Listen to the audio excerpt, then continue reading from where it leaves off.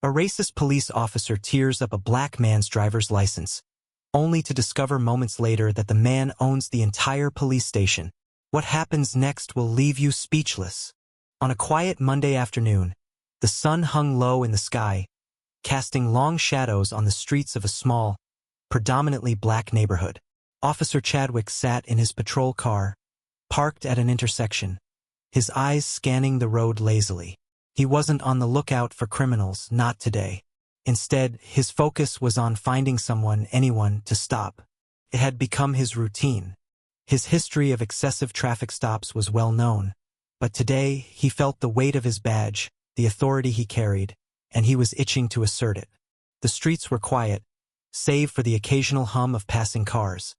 But then, his gaze fell on a sleek black SUV rolling down the road with its windows tinted just enough to obscure its occupants. He leaned forward, squinting, and then flicked on his sirens without a second thought. It wasn't that the driver had committed any offense. Chadwick didn't need a reason. Not today. He just felt the urge to assert control. The SUV coasted to a stop. The driver, a sharply dressed black man, slowly rolled down his window, his expression calm and composed. Chadwick didn't give the man a chance to speak before he barked, "License and registration."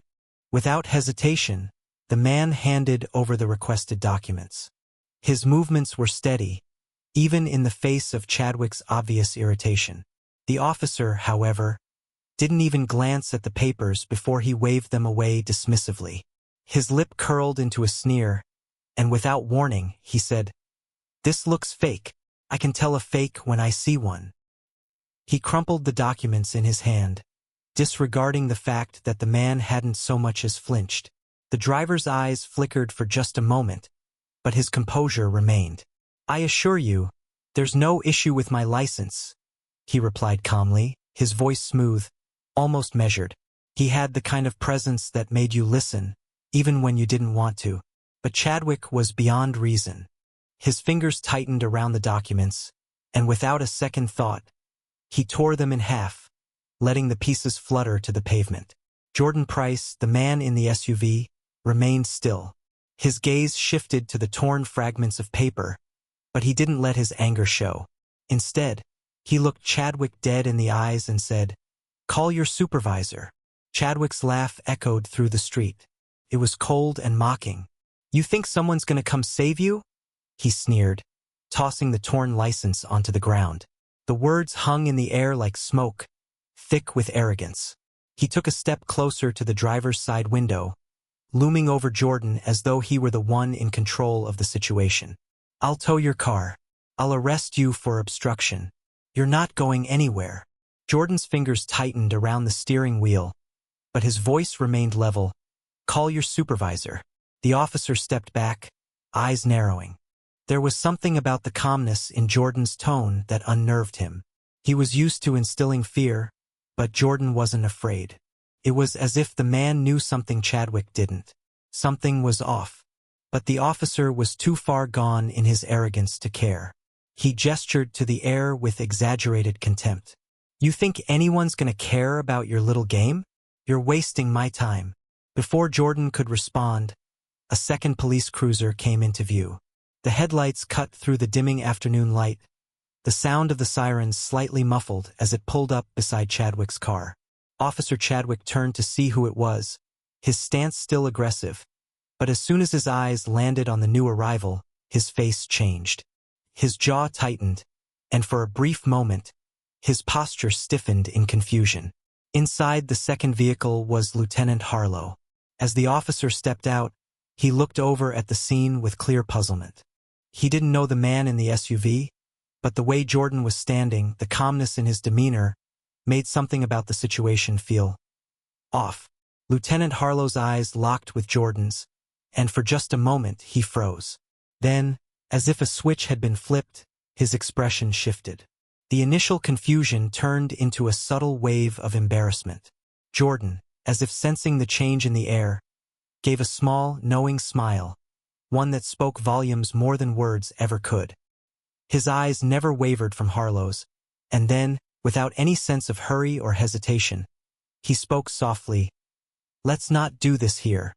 Harlow's eyes widened as he glanced at Chadwick, whose mouth had gone dry, realizing the officer was now standing on shaky ground. The tension was palpable. Jordan's words hung in the air like a challenge, and Chadwick's arrogance faltered for a moment. The officer beside Harlow seemed to realize it too, glancing nervously between Jordan and Chadwick, as if they were watching a storm about to break. Chadwick's mouth twitched, an instinctual response to the unease creeping in. He swallowed hard but quickly regained his composure. "You know this guy or something?" he asked, his voice dripping with sarcasm.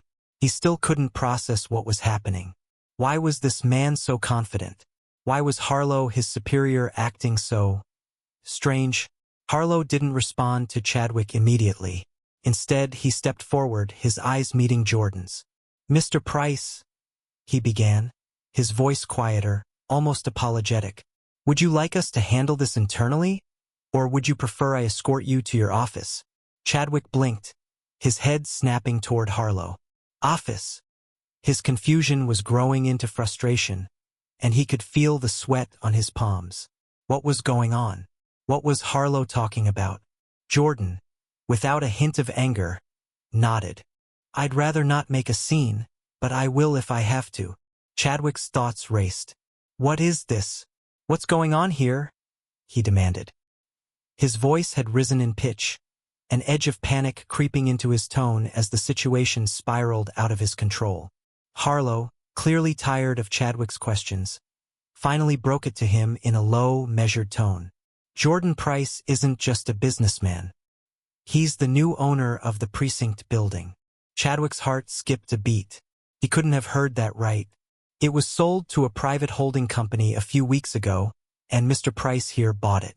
He's planning to turn it into a community training facility, a reform project. The realization hit Chadwick like a slap to the face.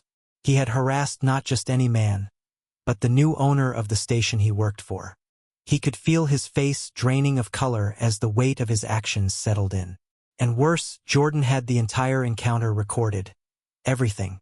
From the moment Chadwick had flicked on his lights to the tearing of the license. Jordan had it all on his dash cam and body mic. He had been playing this game the whole time, and Chadwick hadn't even realized it. Jordan didn't raise his voice. He didn't demand anything. Instead, he quietly handed the shredded pieces of his license back to Chadwick. "You ripped this," he said calmly, "but you also ripped your reputation." There was no malice in his voice, only a quiet truth. "I could fire you today, but I'd rather teach you." The air around them grew still. Chadwick opened his mouth, but no words came out. He had no idea how to respond. He wasn't in control anymore. Instead, Jordan turned to Lieutenant Harlow, his demeanor shifting back to the calm professionalism he had worn all along. "I think we're done here." Chadwick stood frozen as Jordan and Harlow exchanged a brief nod. The world seemed to shift under his feet, the weight of his own actions finally dawning on him. As Jordan climbed back into his SUV, Chadwick remained rooted to the spot, the feeling of his own impotence pressing down on him harder than any punishment ever could. The last thing Chadwick saw before the SUV drove away was Jordan's smile. It wasn't a victory smile, but a quiet acknowledgement. He had played the game and Chadwick had lost. The officer stood there for a long moment, a man beaten by his own arrogance, unsure of what to do next. And that's how the story of poetic justice began, right there in that quiet neighborhood. The tension in the air was palpable, thick with an impending storm that was bound to break. Officer Chadwick stood by his squad car, gripping Jordan Price's torn license in his hand, his eyes darting between Lieutenant Harlow and the man standing before them. The moment had shifted, and with every passing second, his arrogance began to feel more and more like a mask.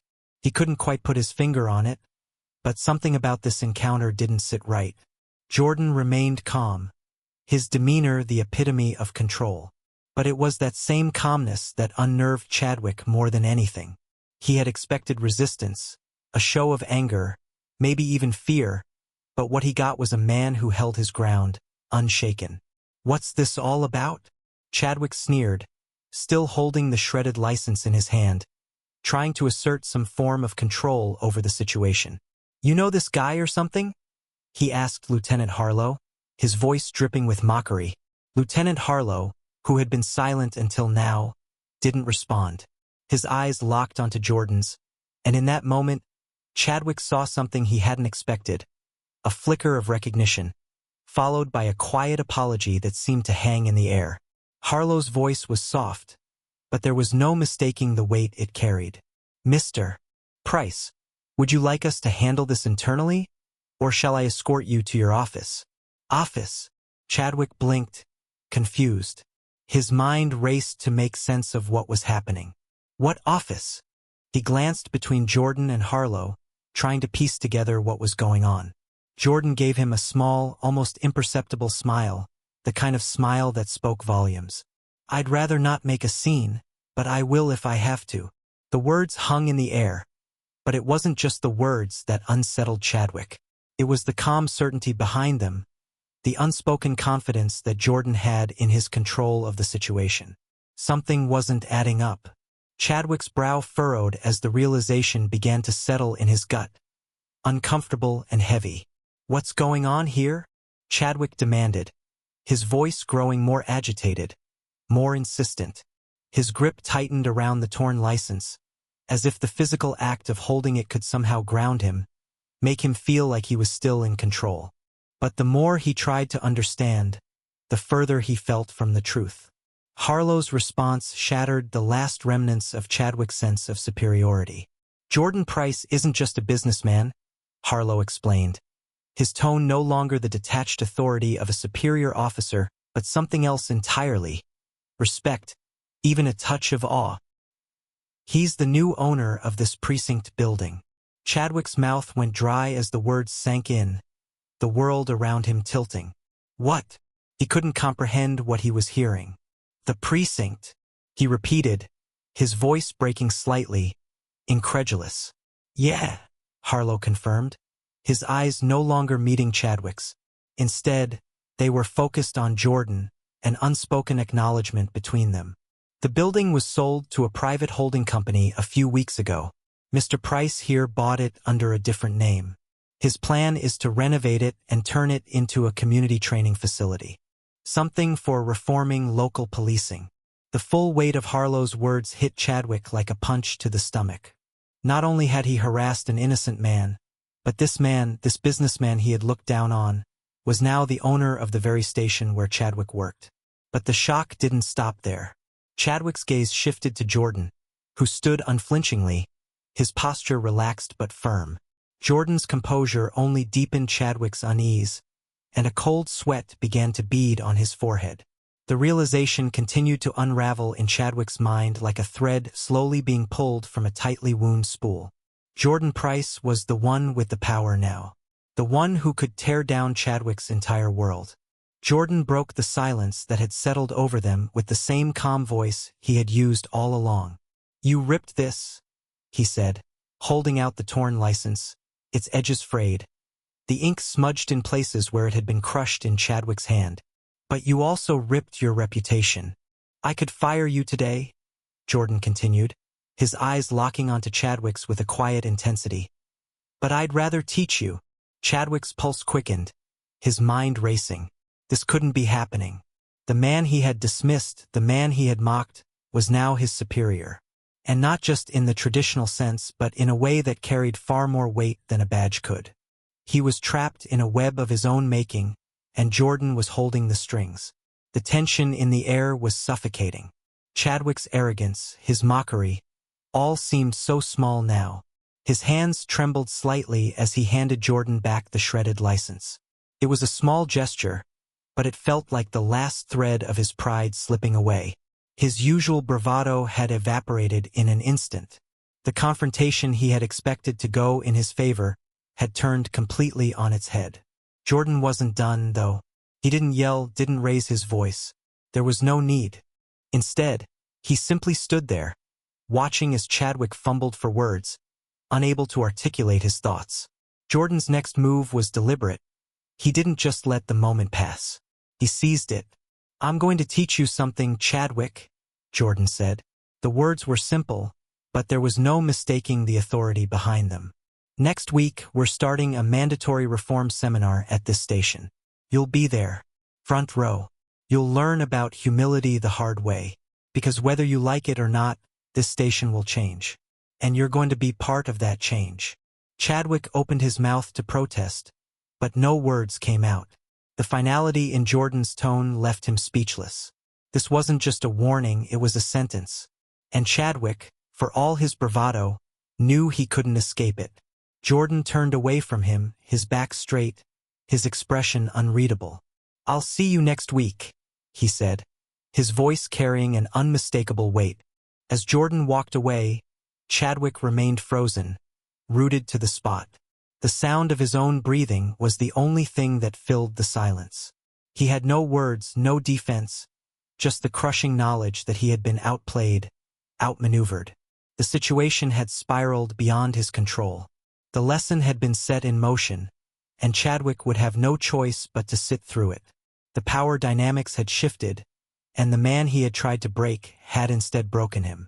Poetic justice, in its purest form, had found its way into this small moment. Jordan didn't need revenge. He had something much more profound in mind: reform, change, and the hard lesson of humility. The next chapter had already begun. Disclaimer: the story you just watched is fictional, created to highlight issues of racial profiling and abuse of power.